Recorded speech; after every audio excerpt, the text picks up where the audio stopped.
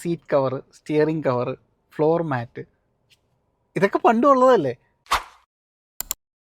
Welcome back to sunny side. Bangalore അത്യാവശ്യം നല്ല മഴയാണ്. അതുകൊണ്ട് ഞാൻ കാറിനകത്ത് നിന്നാണ് വീഡിയോ ചെയ്യുന്നത്. ഞാൻ അങ്ങനെ എന്നെ മാത്രം ഫോക്കസ് ചെയ്തിട്ട് വീഡിയോ ഇതുവരെ ചെയ്തിട്ടില്ല. അപ്പോൾ അതിൻ്റെ ചെറിയൊരു ബുദ്ധിമുട്ട് എനിക്കുണ്ട്. ഈ വീഡിയോ ചെയ്യുന്നതിൻ്റെ ഉദ്ദേശം രണ്ട് കാര്യമാണ്. ഒന്ന് എത്തനോൾ, രണ്ട് മോഡിഫിക്കേഷൻസ് ലിസ്റ്റ് നമുക്ക് ഇന്നലെ കിട്ടിയല്ലോ. അതിലേക്ക് നമുക്ക് പിന്നെ കിടക്കാം. ഫസ്റ്റ് ഞാൻ പറയാൻ ഉദ്ദേശിക്കുന്നത് എത്തനോളിനെ കുറിച്ചിട്ടാണ്. ഇപ്പോൾ E20 നിൽക്കുന്നത്. എൻ്റെ അറിവ് ശരിയാണെങ്കിൽ 2010-11 സമയത്ത് തന്നെ E5 E10 മിക്സിംഗ് ഒക്കെ തുടങ്ങിയിട്ടുണ്ടായിരുന്നു. അപ്പോൾ വലിയ പ്രശ്നം വണ്ടികളുണ്ടായിരുന്നില്ല സത്യം പറഞ്ഞു കഴിഞ്ഞാൽ. പക്ഷേ E20 എത്തിയപ്പോഴേക്കും പല വണ്ടികൾക്കും, എസ്പെഷ്യലി പഴയ വണ്ടികൾക്ക് നല്ല പണി കിട്ടുന്നുണ്ട്. നമുക്ക് എന്താണ് ചെയ്യാൻ പറ്റുക? ഞാനൊരു പഴയ വണ്ടി ഇഷ്ടപ്പെടുന്ന ഒരാളാണ്. ഇപ്പോൾ ഇരിക്കുന്നത് തന്നെ ഒരു 2006 മോഡൽ കൊറോളയാണ്. അപ്പോൾ കൊറോളയെക്കുറിച്ച് അറിയാവുന്നവർക്ക് അറിയാം, 2006 എന്ന് പറയുമ്പോൾ പെട്രോളാണ്, അതിൽ ഡീസൽ വന്നിരുന്നില്ല. കൊറോള ഓൾട്ടിസ് വന്നു തുടങ്ങിയപ്പോഴാണ് നമുക്കിവിടെ ഡീസൽ കൊറോള കിട്ടി തുടങ്ങിയിരുന്നത്. അപ്പോൾ ഈ ഒരു ജനറേഷൻ സത്യം പറഞ്ഞു കഴിഞ്ഞാൽ പെട്രോൾ മാത്രമേ ഉള്ളൂ. അതിൽ മാനുവൽ വേരിയൻ്റാണ് എൻ്റെ. ഞാനിപ്പോൾ ഈ വണ്ടി എടുത്തിട്ട് ഓൾമോസ്റ്റ് ഒരു 3.5 കൊല്ലം കഴിഞ്ഞു. 2006 മോഡലാണ്. 20 വർഷത്തെ ടെസ്റ്റ് ഈ ജാനുവരിയിൽ കഴിഞ്ഞതേ ഉള്ളൂ. വണ്ടി so far so good. Toyota ആയതുകൊണ്ട് തന്നെ റിലയബിലിറ്റി പറയേണ്ട കാര്യമില്ലല്ലോ. ടൊയോട്ട എന്ന് ഞാൻ പറയുമ്പോൾ ഇന്ന് ഇന്ത്യയിൽ കിട്ടുന്ന സുസൂക്കി ടൊയോട്ട കൊളാബറേഷൻ അല്ല ഞാൻ പറയുന്നത്, ഒറിജിനൽ ടൊയോട്ട കാർസ്. അതിപ്പോൾ ഇന്ത്യയിൽ കിട്ടുന്നത് എന്താ? ഫോർച്യൂണർ ഉണ്ട്, ഇന്നോവ ഉണ്ട്, ബാക്കിയൊക്കെ എന്താ എല്ലാം സുസൂക്കി കൊളാബറേഷൻ ആണല്ലോ. അതല്ല ഞാൻ ടൊയോട്ടൻ്റെ ഉദ്ദേശിച്ചത്, original Toyota cars. Okay, so coming back to the point. ഈ വണ്ടിയുടെ സോൾ പേർപ്പസ് പറഞ്ഞാൽ ഹൈവേ റൈഡ്സ് മാത്രമാണ്. പിന്നെ സിറ്റിയിൽ നമ്മൾ എവിടെയെങ്കിലൊക്കെ കടയിലൊക്കെ പോകുമ്പോൾ അല്ലെങ്കിൽ ഫ്രണ്ട്സിൻ്റെ വീട്ടിലൊക്കെ മഴയൊക്കെ ആണെന്നുണ്ടെങ്കിൽ അതിനാണ് മെയിൻലി ഞാൻ ഈ വണ്ടി ഉപയോഗിക്കുന്നത്. ഇപ്പോൾ പെട്രോൾ ആയതുകൊണ്ട് തന്നെ ഇപ്പോൾ നമുക്ക് E20 പെട്രോളേ കിട്ടാനുള്ളൂ.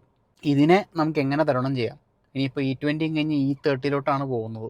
ഇപ്പോൾ ഈ വീഡിയോ കാണുന്നതിലും ഉണ്ടാവും എന്നെപ്പോലെ പഴയ വണ്ടി ഇഷ്ടപ്പെടുന്ന ആൾക്കാർ. അങ്ങനത്തെ ആൾക്കാർക്ക് ആക്ച്വലി ഒരു ഓപ്ഷൻ ഗവൺമെൻറ് തരണം. അത് E5 അല്ലെങ്കിൽ E10 ഒരു ഓപ്ഷൻ കൊടുത്തിട്ട് അത് പഴയ വണ്ടികൾക്ക്, അത് വണ്ടി മെയിൻറ്റെയിൻ ചെയ്യാൻ എളുപ്പമായിരിക്കും. ഇപ്പോൾ വണ്ടി ഇഷ്ടപ്പെടാത്ത ഒരാളാണെന്നുണ്ടെങ്കിൽ നിങ്ങൾക്ക് പോയിന്റ് A ടു പോയിന്റ് Bയിലോട്ട് എത്താൻ വേണ്ടി മാത്രം ഉപയോഗിക്കുന്ന ഒരു സാധനമാണെങ്കിൽ കൂടി വണ്ടിക്ക് പണിയില്ലാതെ കൊണ്ടു നടക്കാമല്ലോ. അപ്പോൾ പഴയ വണ്ടി ഇഷ്ടപ്പെടുന്ന ആൾക്കാർ, ഐ എം ഷുവർ എന്നെപ്പോലെ ഇഷ്ടംപോലെ ആൾക്കാരുണ്ടാവും. പഴയ വണ്ടികൾ നശിഞ്ഞു പോകാണ്ടിരിക്കാൻ വേണ്ടിയിട്ട് അറ്റ്ലീസ്റ്റ് E5 to E10 എന്നൊരു വേരിയൻറ്റ് മാത്രം, അതിനിപ്പോൾ കുറച്ച് റേറ്റ് കൂട്ടി കൊടുത്താലും കുഴപ്പമില്ല, എന്നെപ്പോലത്തെ ആൾക്കാർ വാങ്ങിക്കാൻ തയ്യാറായിരിക്കും.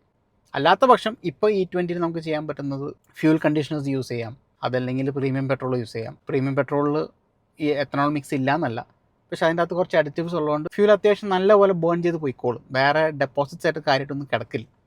അപ്പോൾ അതിൻ്റെ കൂട്ടത്തിൽ ഈ പറഞ്ഞ പോലെ ഫ്യൂൽ അഡിറ്റീവ്സ് യൂസ് ചെയ്യുകയാണെന്നുണ്ടെങ്കിൽ, ഞാനിപ്പോൾ യൂസ് ചെയ്യുന്നത് ഇഫ്ടെക്സ് എന്ന് പറഞ്ഞ ബ്രാൻഡിൻ്റെയാണ്. ഇതിനു മുന്നേ ഞാൻ വൂർത്ത് എന്ന് പറഞ്ഞ ബ്രാൻഡ് യൂസ് ചെയ്തിട്ടുണ്ട്, മോട്ടുള്ളിൽ യൂസ് ചെയ്തിട്ടുണ്ട്. ഇഫ്ടെക്സ് ആണ് ഞാനിപ്പോൾ എൻ്റെ കാറിലും ബൈക്കിലും യൂസ് ചെയ്യുന്നത്. കാറിനും ബൈക്കിനും സെപ്പറേറ്റ് പാക്കേജിംഗ് ആയിട്ടാണ് വരുന്നത്. കാറിന് എനിക്ക് തോന്നുന്നു 1 ml/ലിറ്റർ, ബൈക്സിന് 2 ml/ലിറ്റർ എന്നൊരു കണക്കിലാണ് ഇഫ്ടെക്സ് യൂസ് ചെയ്യുന്നത്. എൻ്റെ ബൈക്കിന് അത്യാവശ്യം നല്ല വ്യത്യാസം എനിക്ക് ഫീൽ ചെയ്തിട്ടുണ്ട്. എൻ്റെ ബൈക്ക് അഗൈൻ ഒരു 2021 മോഡൽ KTM 390 അഡ്വഞ്ചറാണ്. അതും E20 കംപ്ലൈൻ്റ് അല്ല. ആ ഒരു പേടി സത്യം പറഞ്ഞാൽ എനിക്കുണ്ട്, മൂവിങ് ഫോർവേഡ് എന്തൊക്കെയായി തീരും. കാരണം പലരും പല കാര്യങ്ങളാണ് പറയുന്നത്. ഫ്യൂൽ ലൈൻ ക്രാക്ക് ആവും, ടാങ്ക്സ് റസ്റ്റ് ചെയ്യാൻ സാധ്യതയുണ്ട്, അങ്ങനെ ഓരോന്ന്. ഇതുവരെ എനിക്കൊരു പണിയും കിട്ടിയിട്ടില്ല, കിട്ടല്ലേ എന്നൊരു പ്രാർത്ഥന. ഈ വണ്ടി ടൊയോട്ട ആയതുകൊണ്ട് തന്നെ പെട്ടെന്നൊന്നും തന്നെ വഴി കെടുത്തൂല എന്ന് ഞാൻ വിശ്വസിക്കുന്നു. അപ്പോൾ എൻ്റെ മാനുവൽ നോക്കാറിഞ്ഞപ്പോൾ കഴിഞ്ഞത് E10 കംപ്ലൈൻറ്റ് മാത്രമാണ്. ഹോണ്ടയുടെ ചില കാർസൊക്കെ ഉണ്ട് E20 കംപ്ലൈൻ്റ് ആണ്, പണ്ടിറക്കിയ സിവിക്കും സിറ്റിയൊക്കെ. ഞാൻ എൻ്റെ ബൈക്കിൻ്റെ എഞ്ചിൻ ഓയിൽ ഈ അടുത്ത് മാറിയായിരുന്നു. മോട്ടോറിക്സിൻ്റെ എഞ്ചിൻ ഓയിലാണ് യൂസ് ചെയ്തത്. മോട്ടോറിക്സ് ഒരു എഞ്ചിൻ ഓയിൽ അഡിറ്റീവ് ഇറക്കുന്നുണ്ട്, റേറ്റ് കുറച്ച് കൂടുതലാണെന്ന് തോന്നുന്നു. എനിക്ക് തോന്നുന്നു 100 ml 1200 rupees അങ്ങാണ്ടേ വരുന്നുണ്ടെന്നാണ് എൻ്റെ അറിവ് ശരിയാണ്. അഗൈൻ അത് ഇമ്പോർട്ടറാണ്, അപ്പോൾ റേറ്റ് എന്തായാലും ഉണ്ടാവും. ഫ്ലെക്സ് ഫ്യൂൽ കാർസ് ലോഞ്ചായി. ഹീറോയുടെ 2 ബൈക്ക് ലോഞ്ച് ചെയ്തു, അത് സ്പ്ലെൻഡറും ഒരു HF ഡീലക്സ് എന്ന് പറഞ്ഞ വണ്ടി. സുസുക്കിയിൽ എനിക്ക് തോന്നുന്നു വാഗണറാണെന്നുണ്ട് ആദ്യം ഇറക്കിയത്. അപ്പോൾ അവർ E30 നിർത്താൻ ഉദ്ദേശിച്ചിട്ടില്ല. ഒരുമാതിരിപ്പെട്ട ആൾക്കാർക്കൊക്കെ അറിയാം എന്തിനാണ് ഇപ്പോൾ ഇവിടെ എത്തനോൾ മിക്സ് ഉള്ള പെട്രോളൊക്കെ ഇറക്കുന്നതെന്നുള്ളതൊക്കെ. അത് വേറൊരു കാര്യം, അത് വിട്ടേക്ക്. അപ്പോൾ ഞാൻ പറഞ്ഞു വന്നത് E20 നിന്ന് ഇപ്പോൾ E30 അടുത്ത വരാൻ പോണത്. E30 കഴിഞ്ഞാൽ അവർ E30 നിർത്താനൊന്നും ഉദ്ദേശിക്കുന്നില്ല. ഇപ്പോൾ ഫ്ലെക്സ് ഫ്യൂൽ കാർസ് ഇറക്കുന്നത് തന്നെ E85 കംപ്ലൈൻ്റ് ആണ്. മിക്കവാറും E100 വരെയൊക്കെ പോകും. അതായത് ഷുഗർ കെയിൻ ജ്യൂസിൽ നമ്മുടെ വണ്ടി ഓടിക്കേണ്ടി വരും. അപ്പോൾ അങ്ങനെ ഓടിക്കഴിഞ്ഞ് കഴിഞ്ഞാൽ വണ്ടിയുടെ എഞ്ചിനൊക്കെ എത്രത്തോളം ഇത് ഇമ്പാക്റ്റ് ചെയ്യുന്നുള്ളത് ആലോചിച്ചറിയാവുന്ന കാര്യമുള്ളൂ. ഏറ്റവും കൂടുതൽ ഇത് പണി കിട്ടുന്ന പഴയ വണ്ടികൾക്കാണ്. അത് കാറായിക്കോട്ടെ ബൈക്കായിക്കോട്ടെ. ബൈക്ക്, സ്കൂട്ടർ, എസ്പെഷ്യലി പഴയ കാർബറേറ്റർ വണ്ടികളൊക്കെ, BS3 BS4 വണ്ടികൾക്കൊക്കെ നല്ല പണി കിട്ടുന്നുണ്ട്. ആകെ ഒരു കാര്യമുള്ളത്, നിങ്ങൾ ഗറാജ് തുടങ്ങുകയാണെങ്കിൽ നിങ്ങൾക്ക് നല്ല കച്ചവടം കിട്ടും. അത് തുടങ്ങിയിട്ടുണ്ടെങ്കിൽ E20 കൊണ്ട് അങ്ങനത്തെ ആൾക്കാർക്ക് ഉപകാരമുണ്ടോ? നിങ്ങൾക്ക് നല്ല വർക്ക് ഉണ്ടാവും. ഓരോ വണ്ടികൾ, പോയ വണ്ടികളിൽ നിന്ന് എല്ലാ മാസവും വരും. അത്യാവശ്യം ഓടുന്ന വണ്ടികളാണെങ്കിൽ പിന്നെ പറയേ വേണ്ട, അവരെന്തായാലും തിരിച്ചു വരും. അപ്പോൾ ആ ഒരു സ്ഥിതിയിലോട്ടാണ് നമ്മുടെ നാട് പോയിക്കൊണ്ടിരിക്കുന്നത്. പിന്നെ ഞാൻ ഇതുവരെ ഒരു EV ഫാൻ അല്ല, ഇ വി ഞാൻ ഓടിച്ചിട്ടൊക്കെ ഉണ്ട്. ഞാൻ എൻ്റെ ഫ്രണ്ടിൻ്റെ വിൻസർ ഞാനൊരു 3-4 തവണ ബാംഗ്ലൂർ കൊച്ചി പോയി വന്നിട്ടുണ്ട്. ചാർജിങ് സ്റ്റേഷനുള്ള കുറവ്, നമ്മളെപ്പോഴും പോയി വരാറുള്ളത് വർക്കിംഗ് ഡേയ്സിലാണ്. ഒരു തവണയാണ് ഞാൻ ഒരു വീക്കെൻഡ് സൺഡേ വന്നത്. അന്ന് ചാർജിങ് സ്റ്റേഷനുള്ള കുറവിൻ്റെ ആ ഒരു അഭാവം ശരിക്കും എനിക്ക് മനസ്സിലായി. കാരണം ഞങ്ങൾ കുറേ കിടക്കേണ്ടി വന്നു. ഞങ്ങൾക്ക് മുന്നേ 2-3 വണ്ടികളൊക്കെ ആയിട്ട് അങ്ങനെ വെയിറ്റ് ചെയ്യേണ്ടി വന്നു. ഇ വി ബൈക്സ് നിങ്ങൾക്ക് യൂസ് ചെയ്യാം. നിങ്ങൾ ഡെയിലി ഒരു 50 to 60 കിലോമീറ്റേഴ്സൊക്കെ കമ്മ്യൂട്ട് ചെയ്യുന്ന ഒരാളാണെന്നുണ്ടെങ്കിൽ നിങ്ങൾക്ക് ഒരു ഇ വി സ്കൂട്ടർ എടുക്കാം, അല്ലെങ്കിൽ ഇ വി ബൈക്ക് എടുക്കാം. അത് നിങ്ങൾക്ക് മെയിൻ്റനൻസും ഉണ്ടാവില്ല, പെട്രോളിൻ്റെ പകുതി എക്സ്പെൻസ് പോലും നിങ്ങൾക്ക് വരില്ല. അതിനു വേണ്ടി മാത്രം ഉണ്ടാവും. അതുകൊണ്ട് ലോങ് പോകാൻ ഞാൻ പറയില്ല. പെർഫോമൻസ് ഇ വി ബൈക്സായിട്ട് അൾട്രാവയലറ്റ് ഇറങ്ങിയിട്ടുണ്ട്. അതുകൊണ്ടൊക്കെ ഇപ്പോഴത്തെ സാഹചര്യത്തിൽ ലോങ് പോകാമെന്ന് പറഞ്ഞു കഴിഞ്ഞാൽ നടക്കുന്ന കാര്യമല്ല. ഡെയിലി കമ്മ്യൂട്ടിങ്ങിന് ഇ വി ബെസ്റ്റാണ്, അതിന് യാതൊരു തർക്കവുമില്ല. ഇ വി അതാണ് ഞാൻ പറഞ്ഞു, ഇ വി ഇനിയും സമയമെടുക്കും ഒന്ന് സ്റ്റേബിളായി വരണമെങ്കിൽ. ചാർജിങ് സ്റ്റേഷനുകളുടെ എണ്ണമൊക്കെ കൂടി. ഈ പറഞ്ഞ പോലെ കാർസ് ഒരു 400-450 റേഞ്ച് വരുന്ന വണ്ടികൾ അതും ബഡ്ജറ്റിൽ കിട്ടണം. ഇപ്പോൾ ബഡ്ജറ്റിൽ നിൽക്കുന്ന വണ്ടികൾ എന്ന് പറഞ്ഞു കഴിഞ്ഞാൽ വിൻസർ, ടാറ്റ പഞ്ച് അങ്ങനത്തെ വണ്ടികളൊക്കെയാണ്. പക്ഷെ എനിക്ക് റേഞ്ച് നമുക്കറിയാം കുറവാണെന്നുള്ളത്. വിൻസറിന് എനിക്ക് 320 ഒക്കെയാണ് റേഞ്ച് വരുന്നത്. ഈ പെഡാസ് വരുന്ന മോഡൽ 400 സംതിങ് ഉണ്ടെന്ന് പറയുന്നു. പക്ഷേ അഗൈൻ 300 സംതിങ് കിട്ടത്തുള്ളൂ. അതും നമ്മൾ ഇ വി ഒക്കെ ആയിട്ട് പോകുന്നുണ്ടെങ്കിൽ നമ്മൾ പ്ലാൻ ചെയ്തൊക്കെ പോകണം. പെട്രോൾ അല്ലെങ്കിൽ ഡീസൽ കാർ എടുത്ത് പോകണം, എടുത്തോ പിടിച്ചോ നമുക്ക് പോകാനൊന്നും പറ്റില്ല. അപ്പോൾ വിൽ ടേക്ക് ടൈം. 2023 മുതലാണ് E20 കംപ്ലയൻറ്റ് ബൈക്കും കാറൊക്കെ ഇന്ത്യയിൽ ഇറങ്ങി തുടങ്ങിയത്. അതിന് മുന്നേയുള്ള എല്ലാ വണ്ടികളും E20 കംപ്ലയൻ്റ് അല്ല എന്നുള്ള സത്യം നമ്മളെല്ലാവരും മനസ്സിലാക്കുന്നത് നല്ലതായിരിക്കും. എൻ്റെ 1-2 ഫ്രണ്ട്സ് പോളോ പെട്രോൾ യൂസ് ചെയ്യുന്നവർ, 2015-16 മോഡൽ പോളോ പെട്രോൾ യൂസ് ചെയ്യുന്നവർക്കൊക്കെ നല്ല പണി കിട്ടിയിട്ടുണ്ട് E20 ഫ്യൂല് കാരണം. ബേസിക്കലി വണ്ടി ഭയങ്കര റഫ് ആവുക, മൈലേജ് ഡ്രോപ്പ് ആവുക, അതായത് വണ്ടി പതുക്കെ നശിഞ്ഞു പോവുക എന്നുള്ളതാണ് ഈ എത്തനോൾ മിക്സിംഗ് കൊണ്ട് വണ്ടികൾക്ക് സംഭവിക്കുന്നത്. ഇപ്പോൾ ഇനി ഇറങ്ങാൻ പോകുന്ന വണ്ടികൾ ചിലപ്പോൾ E30 കംപ്ലൈൻ്റ് ആയിരിക്കാം. പുതിയ വണ്ടികൾക്ക് ഇതൊന്നും പ്രശ്നമല്ല. ഞാൻ പഴയ വണ്ടികളെ കുറിച്ചാണ് ഈ പറയുന്നത്. പഴയ വണ്ടിക്ക് ഇതേപോലെ കൊണ്ടുനടക്കാൻ താല്പര്യമുള്ള കുറേ ആൾക്കാരുണ്ടാവും. ഞങ്ങളെപ്പോലത്തെ ആൾക്കാർക്ക് വേണ്ടിയിട്ടെങ്കിലും കുറച്ച് റേറ്റ് കൂടിയാലും കുഴപ്പമില്ല, E5 അല്ലെങ്കിൽ E10 വേരിയൻറ്റ് പെട്രോൾ മാർക്കറ്റിൽ ലഭ്യമാക്കിയാൽ വളരെ ഉപകാരമായിരിക്കും. ജിയോ BP ആണെങ്കിലും നയാര ആണെങ്കിലും ഷെല്ലാണെങ്കിലും അവർ കൊണ്ടുവന്നാലും മതി. അറ്റ്ലീസ്റ്റ് 1-2 കൂട്ടറിലും കൊണ്ടുവന്നു കഴിഞ്ഞാൽ എന്നെപ്പോലത്തെ പ്രാന്തന്മാർക്ക് സമാധാനത്തിൽ ജീവിക്കാം. അപ്പോൾ എത്തനോളുടെ കാര്യം അത്രയ്ക്ക് തന്നെയാണ്. അടുത്തതാണ് മോഡിഫിക്കേഷൻസ്. അതിൻ്റെ ലിസ്റ്റ് ഇന്നലെ ഞാൻ ന്യൂസിൽ കണ്ടു എന്തൊക്കെയാണ് ലിസ്റ്റ് വന്നിട്ടുള്ളത് എന്നുള്ളതൊക്കെ. അതായത് seat cover, steering cover, floor mat, ഇതൊക്കെ പണ്ടും ഉള്ളതല്ലേ.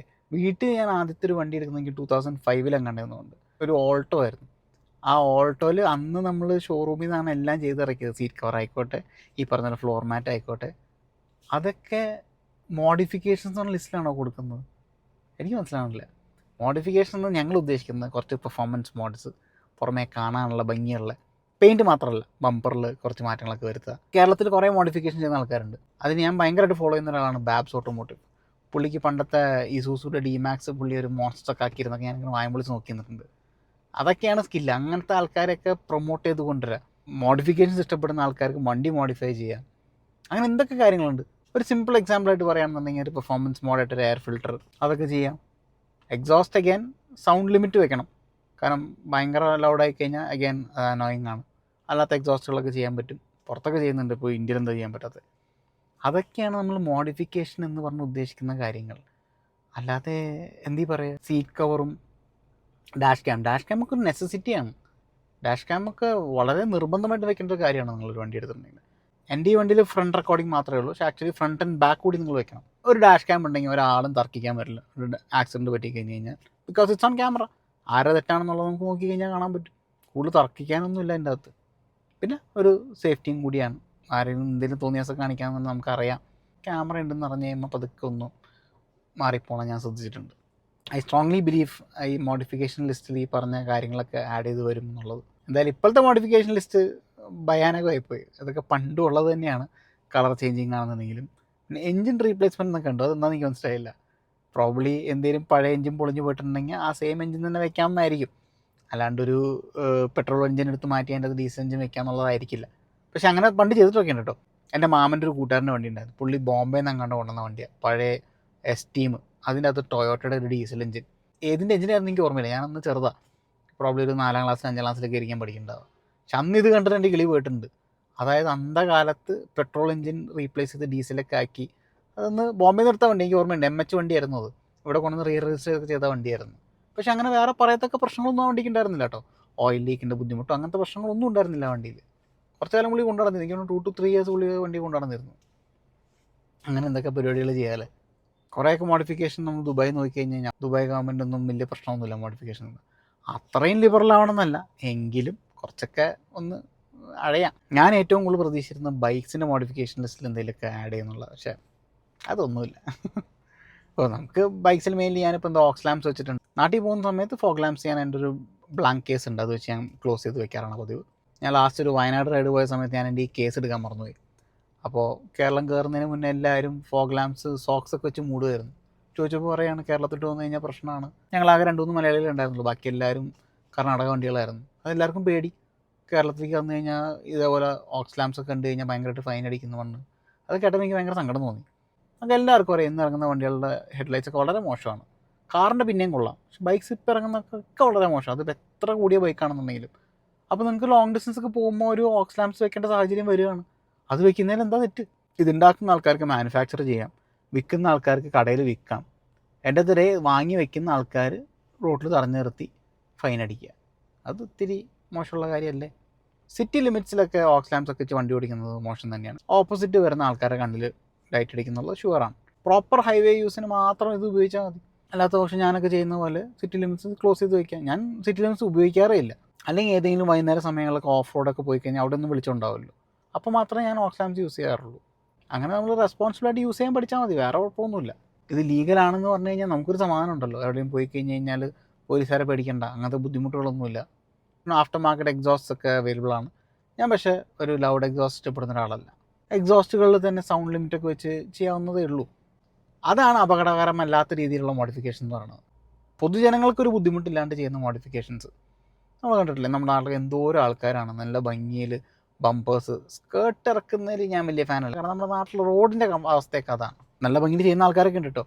സ്കേർട്ട് ഇറക്കുക, മോഡിഫൈഡ് ബമ്പേഴ്സ്, ഗ്രില്ല്, നല്ല അലോയ്സ്, ടയേഴ്സ്, അതിനും ഒരു ലിമിറ്റൊക്കെ ഉണ്ട്. അവിടെ ചാടിയിരിക്കുന്ന ടയറൊക്കെ പുറത്തേക്ക് ചാടിയിട്ട് കഴിഞ്ഞാൽ വലിയ ഭംഗിയൊന്നുമില്ല. അല്ലാത്ത പക്ഷം നല്ല നീറ്റായിട്ട് അപ്സൈസ് ചെയ്യുന്നതിൽ തെറ്റുണ്ടെന്നൊന്നും എനിക്ക് തോന്നുന്നില്ല. അപ്പോൾ അതൊക്കെയാണ് ഈ മോഡിഫിക്കേഷൻ ലിസ്റ്റ് എന്നെ പോലത്തെ പ്രാന്തന്മാർ ആഗ്രഹിക്കുന്നത്. അത് എത്രയും പെട്ടെന്ന് വരുമെന്ന് ഞാൻ വിശ്വസിക്കുന്നു, ആഗ്രഹിക്കുന്നു. അപ്പോൾ ഈ ഒരു വീഡിയോ ഇത്രയൊക്കെ തന്നെയുള്ളൂ. എത്തനോൾ പെട്രോളിനെ കുറിച്ചും പിന്നെ ഈ അടുത്തിറങ്ങിയ നമ്മുടെ മോഡിഫിക്കേഷൻ ലിസ്റ്റിനെ കുറിച്ച് ഒരു വീഡിയോ ചെയ്യണമെന്ന് എനിക്ക് തോന്നി, അങ്ങനെ ചെയ്തതാണ്. നിങ്ങൾക്ക് ഈ വീഡിയോ ഇഷ്ടപ്പെട്ടെങ്കിൽ ലൈക്ക് ചെയ്യാം. ഇനിയൊരു വീഡിയോ കാണുന്നവരെ this is me Sunny. Thank you for watching. Take care. Ride safe. By.